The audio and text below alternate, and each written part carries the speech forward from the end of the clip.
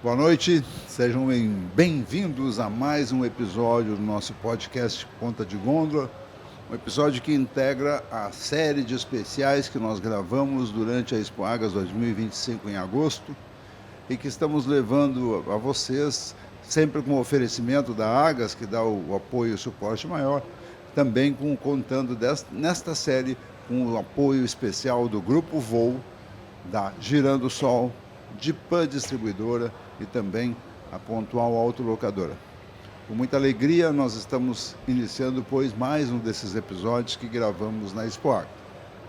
Um dos objetivos do Ponta de Gôndola, o maior objetivo talvez, seja contar histórias, trazer experiências, trajetórias, contar coisas que aconteceram no setor de supermercados, pelo menos até que a gente tenha um corpo maior de episódios que a gente possa, então, esgotar esse assunto história e começar a talvez alguma coisa mais técnica. Até porque o Ponta de Gôndola tem tido o privilégio de atingir um grande universo de pessoas e não necessariamente é um programa para ser técnico. Nós não estamos aqui tentando ensinar ninguém a fazer supermercados. A gente está contando a história do setor de supermercados. Eu, com uma experiência que tenho de 43 anos nesse setor, resolvi contar essas histórias. E se é que alguém tem histórias para contar, certamente é o meu convidado de hoje. Tá?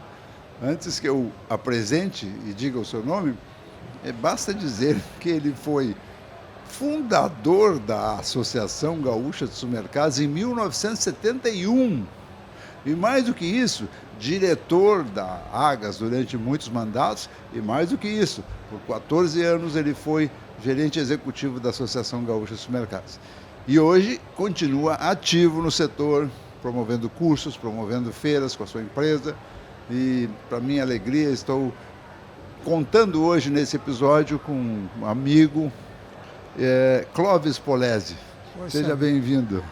Fiz a apresentação boa aqui, não? Sensacional, Valério. Com certeza que isso que você comentou realmente é a minha praia, sabe?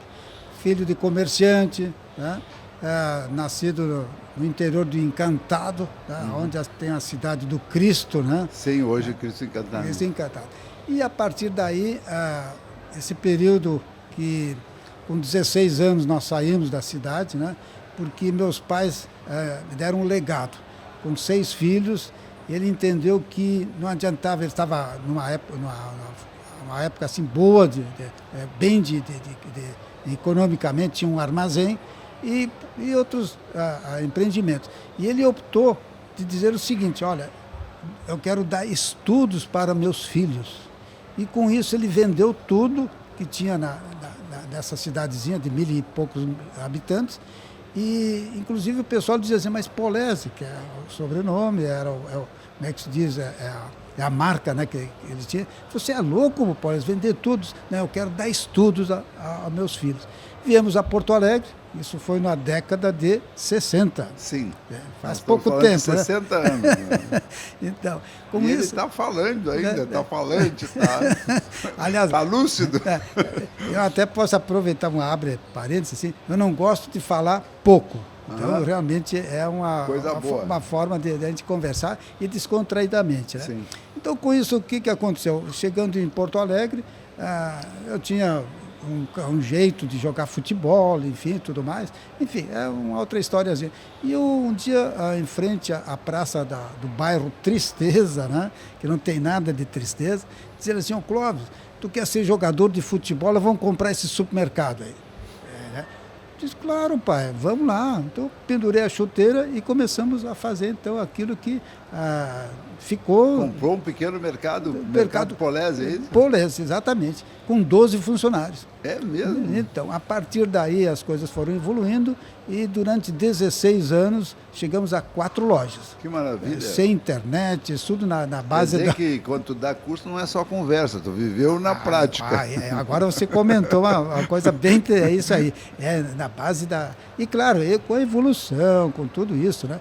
Mas dizer que realmente é um vício que eu tenho, é justamente isso, né? De gostar de supermercados, né? Então é por aí que... Passou, é uma trajetória, né? São mais de 60 anos, são 60 anos lidando diariamente com esse tema supermercado. Mas, Polezi, como é que aparece, então, no caso, o Dom Charles Birge na tua vida, que foi o fundador da Agas, ou pelo menos o grande impulsionador que deu o pontapé inicial quando ele foi a São Paulo para uma reunião da Associação Brasileira de Supermercados, e lá foi designado, entre aspas, pelo Pacheco de Castro, que era o presidente da Abras, no sentido de criarem regionais de supermercados no Brasil.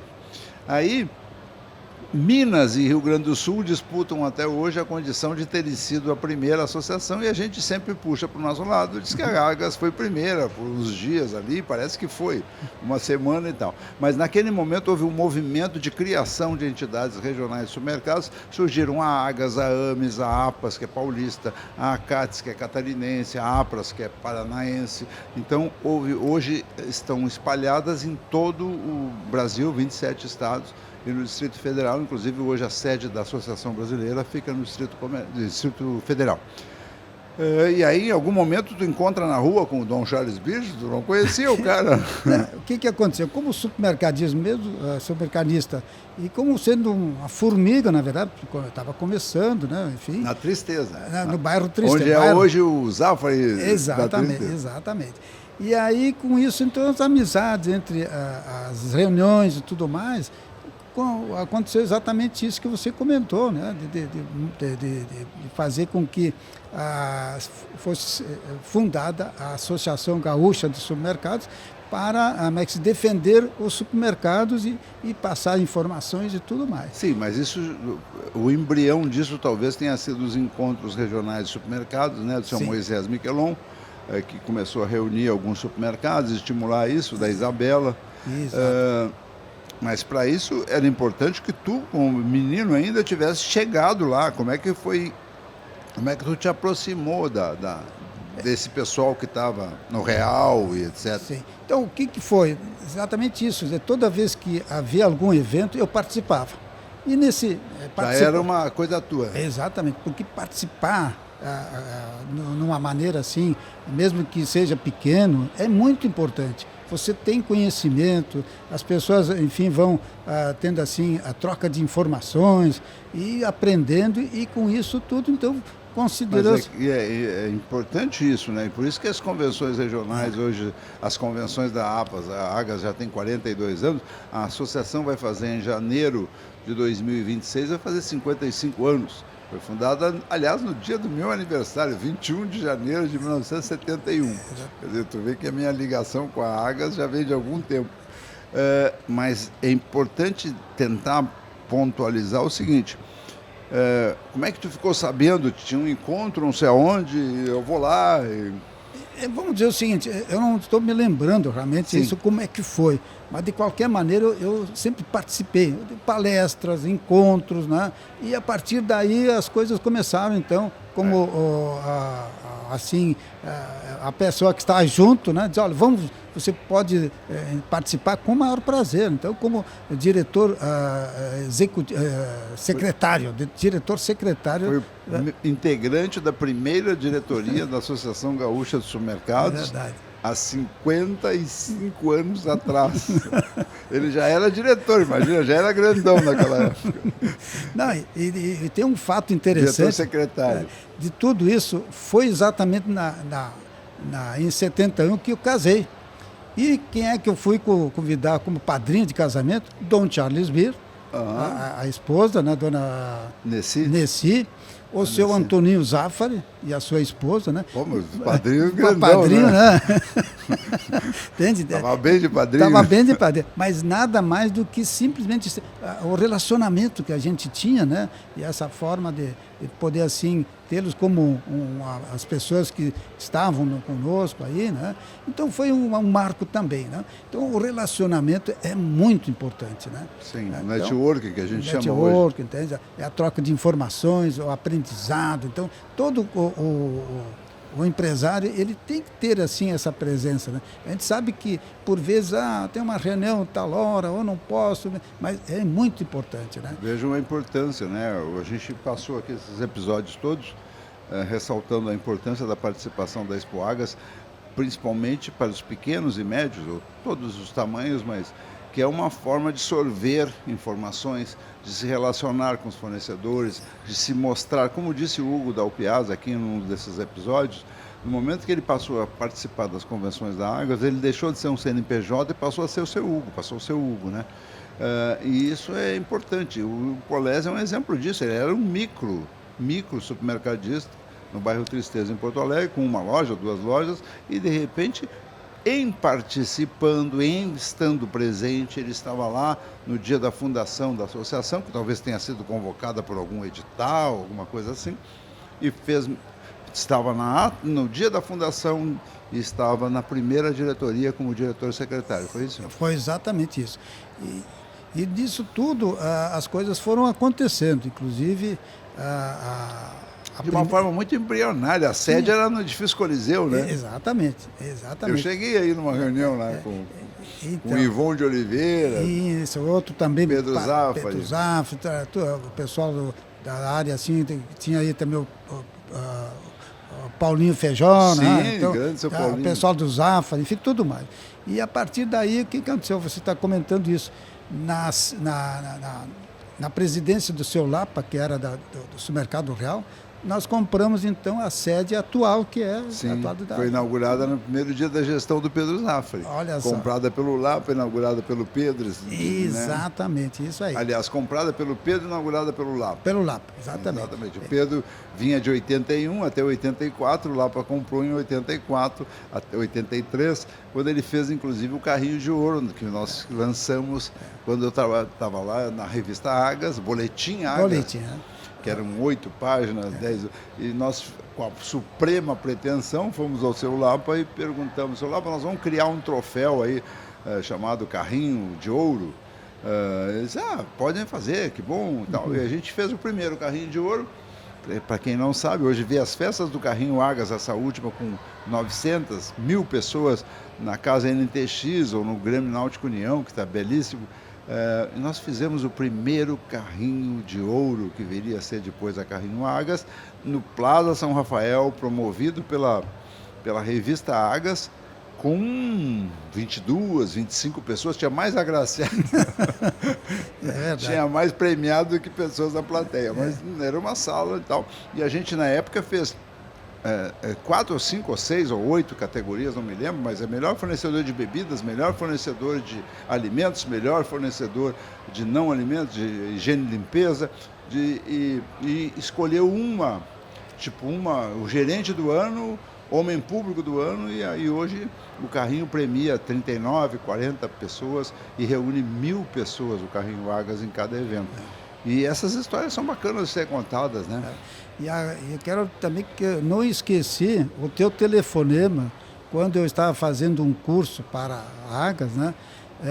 No interior, e você diz, olha, Polese, você foi, eu até não acreditei, né? Você foi indicado para receber o Carrinho de Ouro da Águas. Que maravilha, hein? Então, marquei. Porque nós tínhamos também criamos, e até hoje existe, o Prêmio Especial de Reconhecimento, né? Então, nós reconhecíamos uma pessoa, eram 9 ou 10 categorias, e foi muito bacana. Então, quer dizer que em 1971 se cria a Associação Gaúcha de Supermercados, tu passa a integrar a diretoria, em 3, 4, 5 mandatos, talvez? Quem era o presidente era o Dom Charles Bird. Dom Charles Bird, depois o Ivon de Oliveira, depois é o Paulinho. O Paulinho Feijó, depois o Pedro Zafari, né? Tu chegou a ficar com eles 4? Exato. Na diretoria ou já como gerente executivo? Não, como diretoria. Tá. Bom, aí em 1980... Então, eu encerrei a minha atividade como supermercadista. Ah, sim, aí não podia. Águas tem óbvio que só pode ser membro da diretoria da Águas quem for supermercadista, né? Exato. E aí, passado mais um ano, o Pedro Zafari me ligou. Né? Polese, olha, nós gostaríamos que tu fosse nosso gerente executivo. Pois vamos lá então. Eu não, porque realmente é a minha praia, como se diz, né? E aí fiquei na Águas de 81 até 95. Foram 14 anos. Sim. Quer dizer, foram mais de 20 anos que participei direta e indiretamente, né, na Agas, né? Vejam só, em 1981, vamos fazer a cronologia, quando Pedro Zafra convida e contrata o Clóvis Polese para ser o gerente executivo da Agas, a função hoje que é brilhantemente desenvolvida pelo nosso amigo Francisco Chico Miguel Schmidt, é quando acontece a primeira convenção gaúcha de supermercados, 1981, no Salão de Atos da PUC. Exatamente. Com apenas 33 expositores. 33, dos quais apenas 8 ou 10 que hoje foram homenageadas, que na Expo Agas foram homenageadas pela Agas, que estão vivas como empresas ainda, que não foram incorporadas, entre elas a Ritter Alimentos, o seu João Von Tobel esteve aqui recebendo como Água Mineral Sarandio e depois como Neugebauer, que também participou da primeira. Então, poucas empresas que sobrevivem, parece que 8 ou 10 ou 12 que vieram receber os prêmios, a Colgate também, talvez. Sim, né? A Coca-Cola, né? Coca-Cola e tal. Foi a primeira convenção gaúcha do mercado. Tu participou ativamente da organização. Desde as primeiras 14 Agas, com certeza, diretamente como executivo. E um como quadro... é que era? Quem é que inventou a história? Vamos fazer uma convenção, vamos fazer um... Bom, já vinham os encontros, né? Os encontros, exatamente. E aí vamos fazer uma coisa maior. Exato. E outra coisa que eu queria até, para não esquecer, abrir um parênteses. E o senhor Pedro Zafra diz ao Polese, nós precisamos desenvolver mais a Agas. Pô, ele assim, faz um plano e veja o que se pode fazer. Grande Pedro Zafra, liderança do DOSUL Supermercados durante muitos anos, meu amigo, pessoa maravilhosa. Muito bem. Aí eu fiz um plano aí de fazer com que a Agas fosse conhecida no interior do Rio Grande do Sul. Lá foram 9 ou 10 encontros e mais ainda, eu fui representando a diretoria para empossar os representantes. Sim, Então, foi as ações precursoras dos atuais convenções regionais de supermercados, que já estão na edição número 60, mas antes delas foram os encontros de supermercadistas do interior, era esse o nome. Exatamente. Encontros, aí era em Bento com São Moisés, era em Santa Maria com Trevisan. Livramento, Caxias do Sul, enfim. E aí a Agas começou a criar a malha de representantes. Exatamente. E a partir daí a Agas começou também a aumentar o número de associados com isso, porque o pessoal começou a entender mais o que era a associação. Era, inclusive, na época que tinha muito o envolvimento do plano cruzado, enfim, problemas que tinham necessidade de ter, assim, com que, além da representação da Agas, nós tínhamos, isso eu tenho registrado, nós tínhamos cursos para supermercadista em Porto Alegre.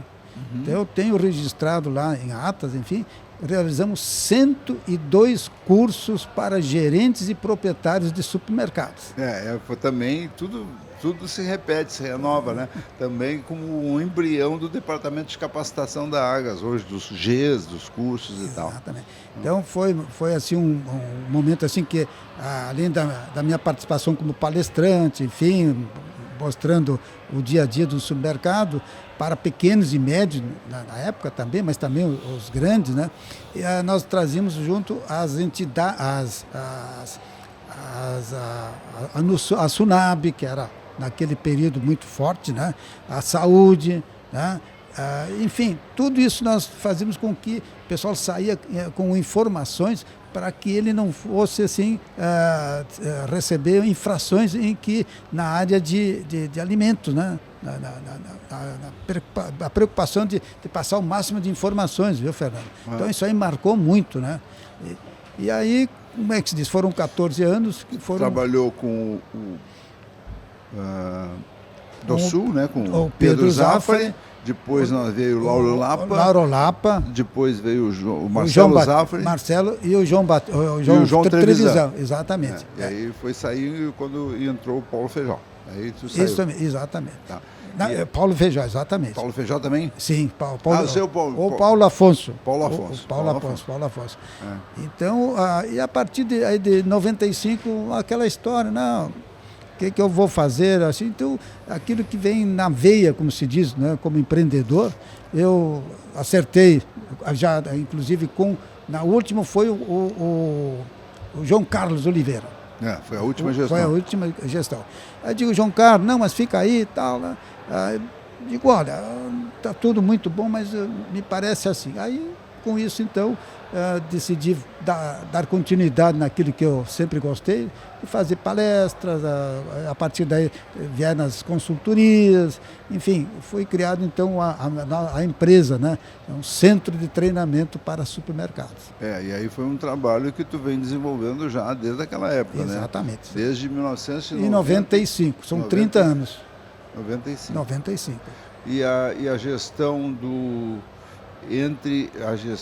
Quem é que assumiu em 95? 95 foi o João Carlos. O João Carlos, ele ficou 95 a 98, mas o Longo assumiu em 2013 depois dele, né? 2013. Então, acho que depois do João Carlos, acho que Sim, depois do João Carlos foi o Longo. O Longo, exatamente. Então, inclusive, tem uma particularidade que nós fazíamos um evento chamado Expo Supermercados, uma feira voltada para pequenos mercados. A gente monta um mercadinho, enfim, faz o mercado, né? Tu saiu, então, quando o Paulo Feijó assumiu de 90 a 94 e o João Carlos de 95 a 98 e, sei lá, repetiu. Tudo bem. E aí, indo a Bento Gonçalves, eu fiz questão de ir lá no Pedro, imagina, o Antônio Longo, entreguei um convite, que ele participou da nossa feira e depois de outra, né? Então, realmente, a gente tem um reconhecimento da pessoa do Antônio Longo, né? Que foi uma gestão, como é que se diz, bem dedicada, muito interessante. Antes de nós entrarmos no momento atual, que histórias tem para contar daquela época, das convenções, dos encontros no interior, o que aconteceu? As primeiras abras, né? As convenções brasileiras, supermercados, também naquela época, né? Bem, nós sempre tivemos assim muita diferença em levar supermercadistas, então essa era a minha função, de formar um grupo para ir nas abras, no Rio de Janeiro, em São Paulo. Inclusive... A Abras era a Convenção Nacional dos Supermercados, que durante muitos anos foi o maior evento do Brasil disparado. Hoje perdeu protagonismo para a APAS, virou uma convenção, mas as convenções da Abras lotavam, mais tarde, né, lotavam os pavilhões do Rio Centro, né? É verdade. Com milhares e milhares e milhares de pessoas em grandes feiras, mas começaram lá em São Paulo, né? No Clube Pinheiros. Clube Pinheiros. Nunca me esqueço isso. E nesse período, então, se percebia exatamente isso, que a Agas começou, então, a ter, assim, uma participação forte, inclusive, havia até um prêmio, né, que até o pessoal diz, olha, Paulés, tu nem entra mais, porque tu sempre é um dos maiores aqui, entende? Então, isso dava um incentivo, né, e fazer com que o pessoal pudesse ter, assim, outras informações, assim, de outros supermercadistas, né? As palestras, então realmente foi um marco. E também os encontros no interior cada vez mais assim importantes, como acontece hoje, né? Sim. Mas todos foram embrionários ainda. Exatamente. A Convenção Gaúcha dos Supermercados foi iniciada no Salão de Atos da PUC, né? E aí era assim, 33 expositores de 2 por 2 metros quadrados, o maior estande eu acho que tinha 4 metros quadrados. Na antessala ali, o pessoal saía da palestra, ia tomar um cafezinho na Melita, ia tomar uma Coca-Cola na Coca-Cola, tomar um Drures, whisky Drures na Sigra. E era isso que se fazia, 33 estandes, hoje são 570 estandes. Né? A convenção da Agas em 2025, essa que nós passamos agora, proporcionou negócios auditados pela Receita Estadual, com nota, concorrendo à van que foi sorteada, de 795 milhões, porque de repente vão pensar que 5 milhões é pouca coisa. 795 milhões de negócios gerados a partir do início lá, que tinha 33 expositores. E aí depois da convenção na PUC, a segunda já foi na Sojipa ou não? Sojipa. Agora você colocou exatamente, que era limitado em 1000 inscrições. Ah, é? Exatamente. Isso aí, eu me lembro que, por vezes, assim, o pessoal queria, olha, vamos falar com o executivo, com o Polese, enfim. E não tinha mais lugar, porque era limitado, né? Então, ali não foram mais de, talvez, umas 50 e poucas expositores, enfim, porque as coisas começaram a crescer muito, né? E depois da Surgipa... Fomos para a FENAC. Para a FENAC, exatamente. Pavilhões da FENAC, lá em Novo Hamburgo. É verdade. Depois fizemos em Gramado. Em Gramado também. 1986, por aí, 85. Fizemos lá em Gramado, no pavilhão da prefeitura. Isso mesmo. E aí depois, em algum momento, não sei se chegou a fazer no Plaza São Rafael. No Plaza foi feito também. No centro de eventos do Está Plaza lembrado, está bem de memória. Né? Também fizemos no Plaza São Rafael. E depois, finalmente, chegou-se a Fiergues, onde permanece até hoje. Né? Aproveitando, é importante, a convenção de supermercados da Agas desse ano reuniu 69 mil pessoas, tá? Sendo dos quais 77% um público composto por supermercadistas, varejistas, mercadistas, etc. e tal. Crescimento de 8% de público em relação ao ano anterior, 13% no volume de negócios, que chegou a 795,1 milhões de reais. Todos números recordes, tá? Foi realmente 7.800 empresas participantes e profissionais de 27 estados brasileiros e 9 diferentes países. Quer dizer, é a feira da transformação que bate todos os recordes. Essa recente Expo Agas acontecida agora em agosto. Obviamente que a gente está gravando durante a Expo Agas, mas como vocês vão assistir esse episódio em setembro, então é importante voltar a esses números, né? Então, e tu participou até onde? Das Agas, da Expo, Convenção Gaúcha de Supermercado? Bom, foi até 95. 1995, né? Então, como começou em 81, foram 14. 14ª, e até a FENAC eu já... acho que foi até a última foi a FENAC, exatamente. É porque a primeira foi em 83, parece que... 81 até 95, foram as 14 anos de Agas, né, como executivo, né, e que foram realmente, como você mesmo comentou, as coisas foram crescendo de maneira bem sustentável, né, bem, como é que se diz, com dificuldade de atender a quem queria ter um estande, né, eu acho que atualmente continua tendo a falta de espaço, né. Vejam bem, era limitado em 1.000 inscritos. 1.000 inscritos na Agas da Surgipa.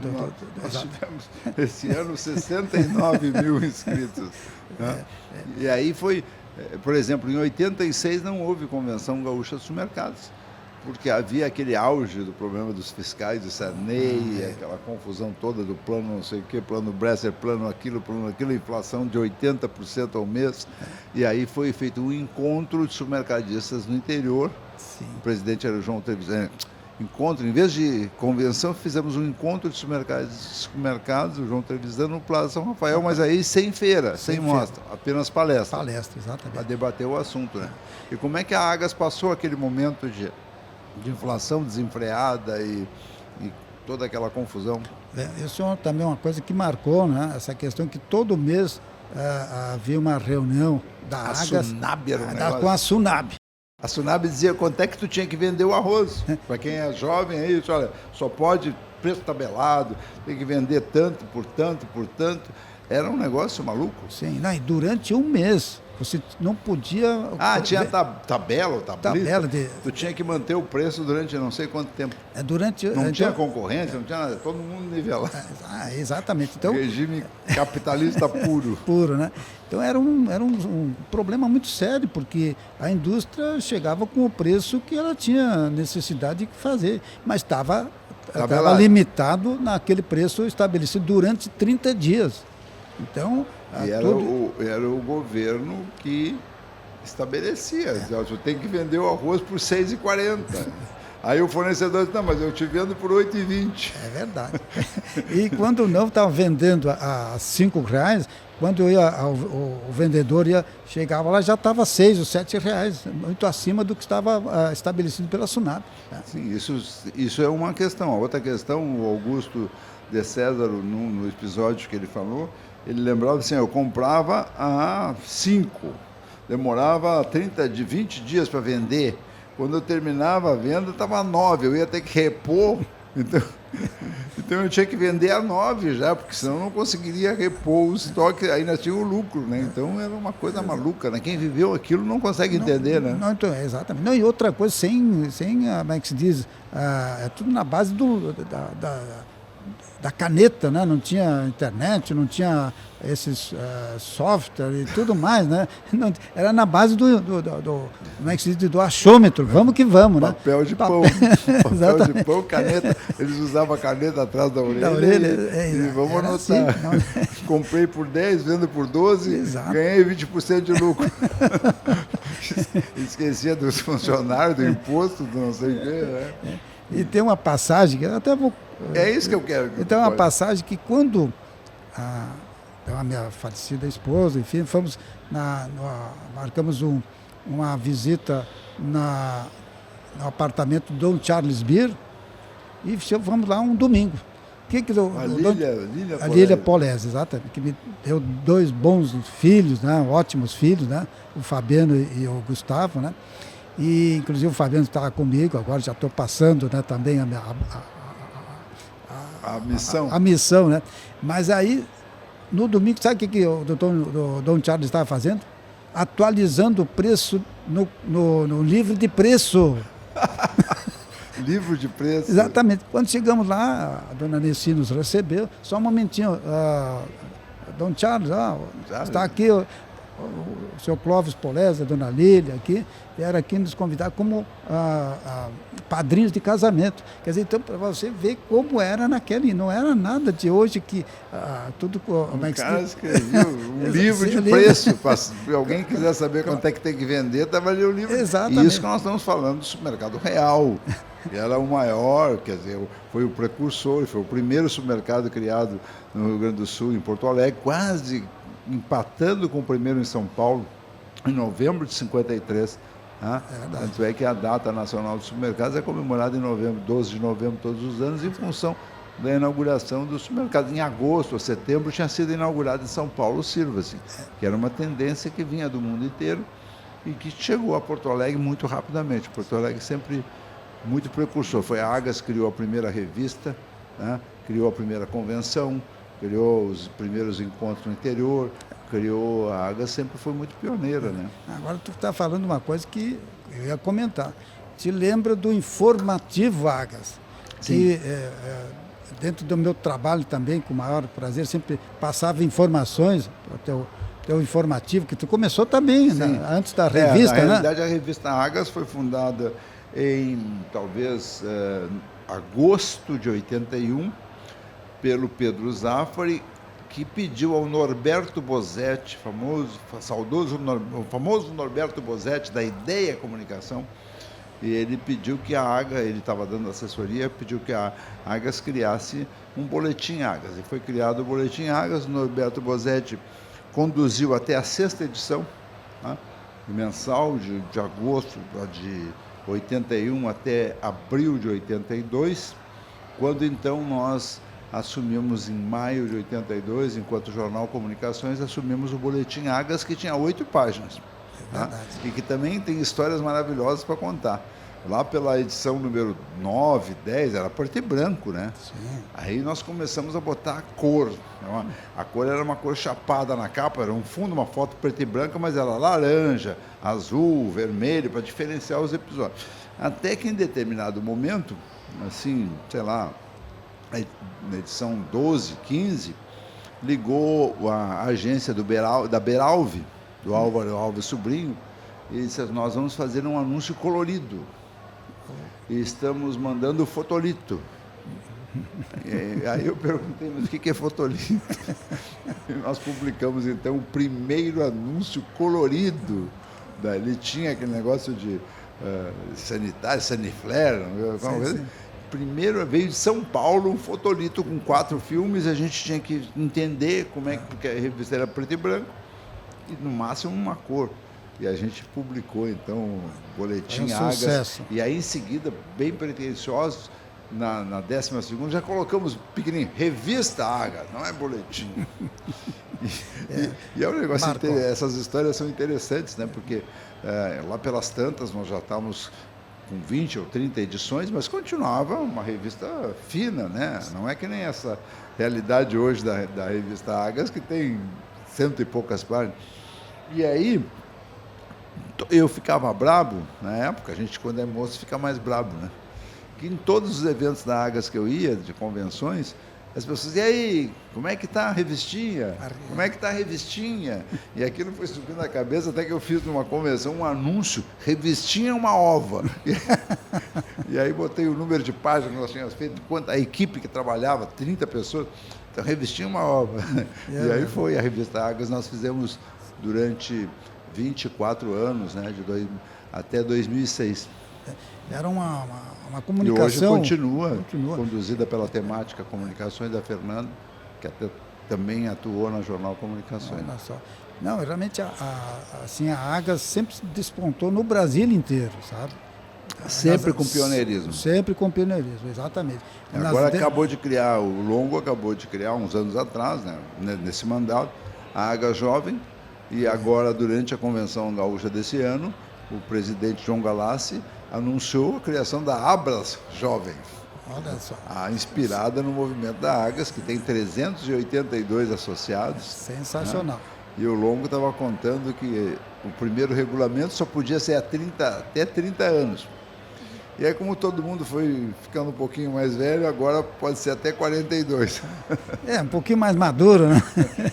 Não, isso é muito importante, né? Essa possibilidade assim de passar informações e ter essa aproximação de todas as gerações, né? Porque a sucessão é uma coisa natural, né? Sim. Essa é a verdade, né? Isso acontece comigo, aconteceu comigo, né? E agora com meus filhos também, né?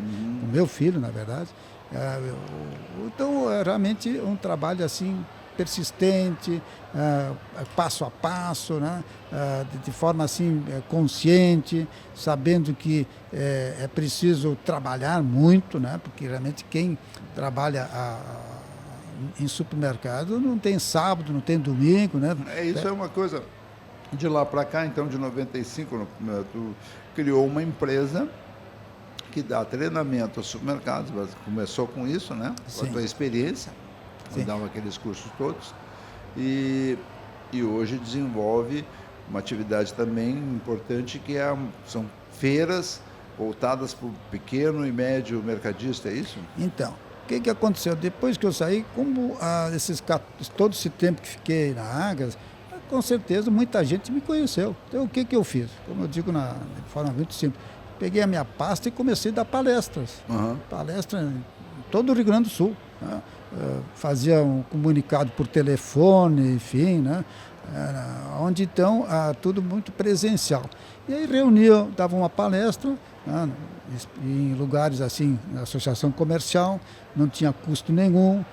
Depois da palestra da noite, das 8 às 10, tinha um coquetel, não custava, né? Então, a partir das palestras é que começaram o pessoal comentando, ô Clóvis, o senhor Polese, isso que você comentou aqui nessas palestras, o senhor pode fazer na minha empresa? Digo, claro. A partir daí, então, criou-se as consultorias em supermercados.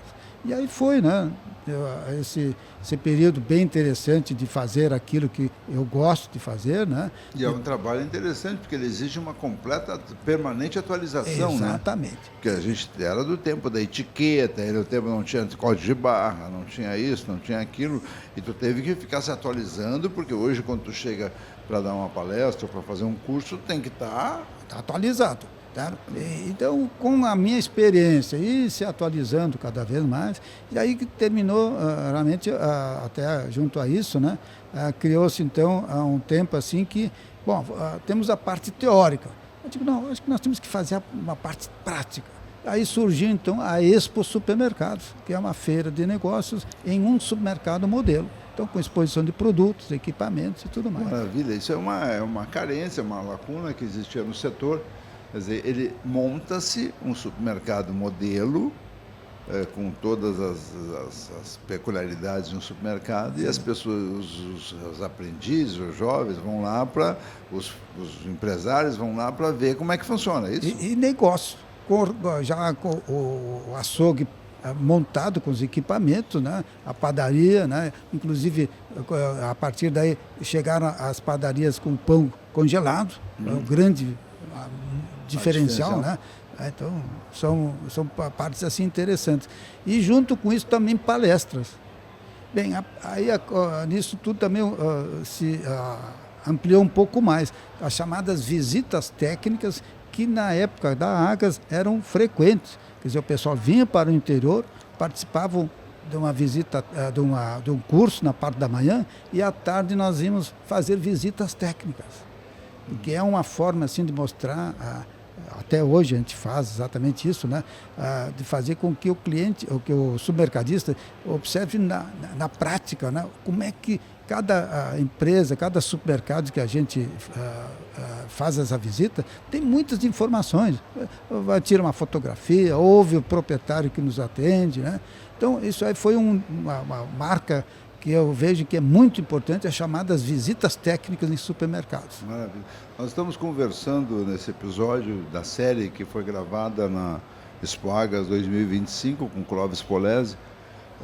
Série essa que tem, obviamente, o apoio da Agas, que é o apoio master desses episódios, e contando também, desta vez, com o patrocínio do Grupo Voo, do nosso amigo Rafael Matos, da Girando Sol, do Gilmar Borchardt, da Dipan Distribuidora, do Cláudio Ferreira Fontana, e do Cláudio, né? E cada vez mais pedindo a vocês que se inscrevam no canal, deem um like, compartilhem, comentem, essa coisa da internet que a gente vai aprendendo, né? Polese, uma das preocupações maiores do setor, tu que tem estado lá no chão de fábrica, né? Que tem levado as pessoas a conhecer as lojas, que tem dado tantos cursos por aí, palestras, é o alto turnover do setor supermercado, né? Como é que se forma gente para trabalhar no setor quando se sabe que a rotatividade supera 50%? É uma boa pergunta e está realmente é um desafio. Agora, o que isso leva, né? É a nova geração, né? Que tem outros caminhos que tomam, né? E claro que o que o empresariado tem que fazer é saber, em primeiro lugar, que é um desafio, em primeiro lugar. Segundo, proporcionar assim, ter assim uma pessoa credenciada, pronta para fazer o recrutamento, a seleção e treinamento. Esse tripé é indispensável. Um recrutamento, a seleção, saber se ele tem perfil de prestador de serviço. Sim, porque é um nível de exigência muito alto. Muito alto. Horário, sábado, domingo, etc. Tem que gostar, né? Gostar de gente.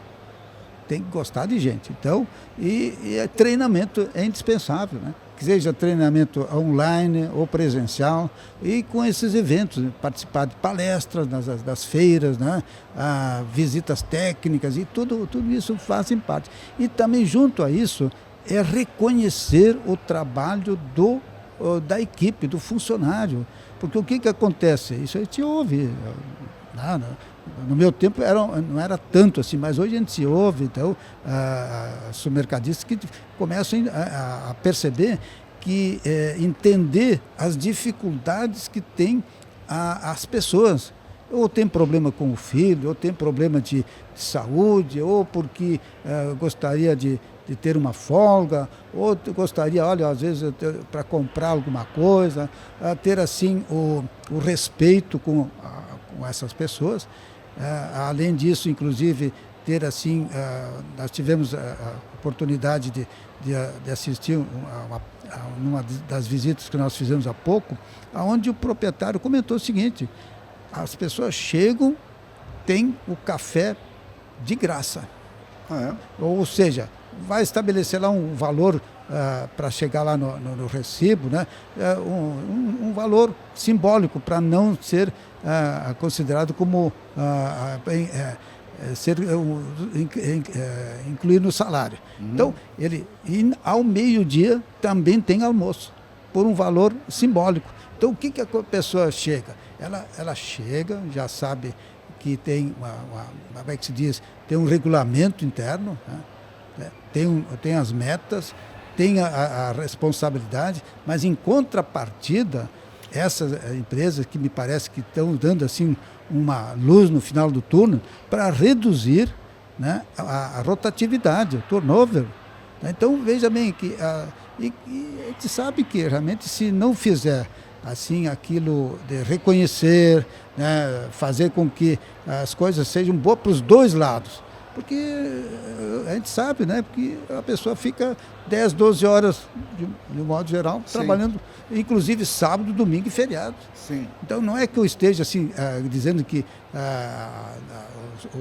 o funcionário ele tem que ser né, ele tem que, aos poucos, iniciando como o básico, né, o empacotador, daqui a pouco vai ser repositor, vai assumindo, então ele tem uma possibilidade de crescer dentro da empresa, né? É. E a partir daí, é como eu ouvi dizendo exatamente uma coisa, a equipe também é um produto perecível. Ah, sim. Como é que chega um determinado momento, ele sai, e às vezes até por coisa assim, é um valor a mais, mas se ele tem exatamente isso que eu comentei agora há pouco, ele vai ter assim de repensar se é bom sair dessa empresa por isso ou por aquilo. É, né? e aos poucos a gente percebe que não é só questão de salário, né? Se fosse só questão de salário, não haveria tanto, porque era só uma questão simples de aumentar o salário das pessoas, né? É uma questão realmente de vocação, o varejo é uma questão de vocação. É difícil encontrar, ou mais difícil, pessoas que persistam nesse trabalho, que hoje já é difícil, imagina lá atrás, né? Quando criaram as lojas, acordar de manhã cedo e não sei o quê, fazer pão, cortar a carne, receber os cortes e tal. Como é que tu vê essa evolução tecnológica toda e o futuro da loja física? Tu acha que sempre vai existir? Eu acredito que sim. Por mais que a parte digital, né, tem cliente para tudo. Né? Então, realmente tudo tem a ver, porque especialmente lojas de bairro, né, que tem essa proximidade, essa facilidade de fazer as compras, né? Os proprietários tradicionais têm aquele atendimento, aquele calor humano, né? As mercadorias bem expostas, mercadoria de qualidade, faz promoções, né? Então tudo isso aí me parece que não tem fim. E, consequentemente, vai ter aquele cliente que vai fazer compras online, né? Fazer com que as coisas assim sejam... A pessoa talvez não tem condições de ir num supermercado. O importante é vender vários formatos, Exato. Desde a loja de conveniência até o atacado, passando atacarejo, hipermercado, supermercado, compra online, compra não online. O importante é estar prestando serviço ao consumidor, não é isso? Exatamente, é atender o cliente, quer dizer, estar focado naquilo que o cliente quer. Ele quer fazer a compra para ser entregue, ele vai fazer. Ele quer, enfim, usar todos os caminhos, né, para poder fazer com que ele seja um cliente fiel. Ele, no momento que ele não pode ir, ele faz pela internet, enfim. Quer dizer, continua aquela saga de que o cliente sempre tem razão, né? É uma coisa que se repete há muitos anos. Inclusive, é muito interessante a história de um varejista americano, que ele, quando foi abrir a loja, ele botou uma grande pedra de granito na frente da loja, uma placa de bronze e rules, as normas da casa. E o primeiro artigo é assim: aqui o cliente sempre tem razão. Artigo 2º, se não tiver razão, prevalece o artigo 1º. Isso ficou famoso na história, né? Inclusive há uma história, isso inclusive eu conto um dos meus 3 livros que eu tenho, né? em que começou nos Estados Unidos em 1929, Sim. a grande Depressão. O que aconteceu? O seu Manuel tinha um armazém com o tradicional balcão, né? E começou a ter problemas para se manter. Não tinha condições de pagar os fornecedores, o governo e assim por diante. E ele deu uma de louco, é o que chamaram ele de louco, né? O que o seu Manuel fez? Ele tirou os funcionários? Não, tirou o balcão e colocou lá uma prateleira, ou 2 prateleiras, imagina, né? E um cartaz lá na calçada, com ofertas. E a partir daí, aconteceu que o pessoal começou, mas o que é isso? Botou o caixa na saída, entram lá, se sirvam e me paguem na saída. Exatamente. Então, nasceu o supermercado. O autosserviço. O autosserviço. Então, aquilo que a gente, inclusive, comenta, né? Que ninguém gosta de ficar em fila. Né? Então, essas situações que é fila no açougue, é fila na padaria, é fila na balança do hortifruti, fila no pagamento. Quer dizer, só falta colocar, como eu vou repetir isso, onde podemos só trocar o nome, supermercado fila, né? Que aí fecha mesmo, né? Não, e essas histórias são interessantes. Vocês não pensem que sempre foi muito fácil, porque o supermercado, essa história é uma história que, não sei se é lenda ou é verdade, mas a gente conta realmente no setor, que o cara estava mal de negócios e botou uma caixa na saída, dispensou os funcionários que atendiam individualmente nos balcões e digo, olha, entram aí, se sirvam o que vocês querem, me paguem na saída, ok. Só que aí começaram a acontecer 2 problemas. Primeiro, as pessoas naquela época, bem mais educadas do que nós, né, de terno, chapéu, gravata, ficavam constrangidas em como é que eu vou entrar na casa do cara lá e pegar o que eu quero, né? Como é que eu vou me servir? Ele que tem que servir a mim, afinal de contas é uma gentileza, como é que eu não posso sair, eu estar pegando as coisas? Esse foi o primeiro caso. E segundo também a questão do pagamento. Pô, mas eu sempre comprei na caderneta, agora ele quer que eu pague na saída, à vista, em dinheiro, quer dizer. Então todas essas transformações que o setor... e mais uma, as pessoas ficavam constrangidas em comprar pouca coisa quando o outro do lado comprava bastante. Então se sentia mais pobre, então aí inventaram o carrinho grande, aí inventaram o cestinho para tentar, né? Exato. Essas histórias todas são maravilhosas, né? E posso lembrar uma coisa, os primeiros... Imagina, em 64 foi o primeiro supermercado, principalmente os homens tinham vergonha de pegar um carrinho para sair comprando. Então ele ficava. Então, às vezes, tinha que ter alguma pessoa, eu mesmo ia acompanhando, vamos colocar. Então começou a sair dessa preocupação, carrinho não é para homem, né? O doutor Dom Charles Birch contava que na primeira loja do supermercado real, ele era americano, ele trouxe o conceito dos Estados Unidos e abriu um estacionamento, né? No Park No Business, né? Abriu um estacionamento. E ninguém estacionava, porque ninguém tinha o hábito de fazer compra com carro. Era lojas de vizinhança, ia na armazém da esquina. Eu tinha lá o Seu Vicente, ia lá no Seu Vicente, busca arroz, busca erva mate, tudo a granel, né? Exatamente. Saco no chão, aquelas cones de alumínio e enchia no pacotinho. Para fazer o pacote que não tinha embalagem, né? Eu fui, desde pequeno, no armazém do meu pai, era exatamente assim. As balanças com peso, né? Tinha mais essa. A balança era 2 pratos, com 1 quilo, meio quilo, 200 gramas, eram os pesos que colocavam num lado e no outro lado botavam o produto. Exatamente. E se tivesse aquela agulha empatando é porque estava certo. Estava certo. Então todos esses detalhes, assim, realmente muita gente não teve esse privilégio, vamos dizer o seguinte, né? Porque hoje, naturalmente, as balanças são todas bem modernas. A gente vai ganhando em alguns lados, vai perdendo em outros. Quer dizer, hoje a gente, quando vê um menino, uma criança, vê um baleiro, né? Que coisa bacana, né? Aquele baleiro que girava de vidro, que hoje vendem como objeto de decoração, né? Aquilo era uma coisa da nossa infância, né? Então, são coisas que ficaram marcadas, né? Ficaram marcadas. E aqui não podemos esquecer uma coisa. Como era a venda, não tinha cartão de crédito, a compra ou era por dinheiro ou no fiado. ou no cheque sem fundo. Na caderneta, Caderneta, a tal né? de caderneta que o próprio cliente levava para casa, ou então com cheque pré-datado, que foi o Augusto do Unidão disse, olha, quando parou a caderneta, começou o cheque pré-datado. Viu o cara ali, né? Cheque sem fundo, então e terminou, felizmente, né? Porque hoje não se usa mais, né? Na base do cartão. Tinha o baleiro, tinha algumas coisas marcantes.